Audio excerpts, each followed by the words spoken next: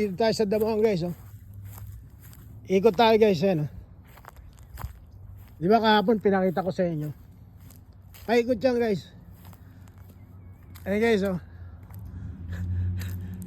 Yan guys, pababa yan guys. Pag engot-engot ka, gugulong ka dyan, oh. Pababa yan guys, oh. Pwede ka nang maglakad dyan, eh. Kaya lang medyo ano. Ayan, oh. Pag natapilok ka dito guys, gugulong ka pababa, oh. Ayan. Okay lang naman eh. Safe naman eh, oh. Parang ano lang siya, yung maliit na ano, laruan ng ano. Ay, pinakita ko pa yung bahay, shit. Ayoko pakita yung bahay guys. Alright guys, ayan, oh.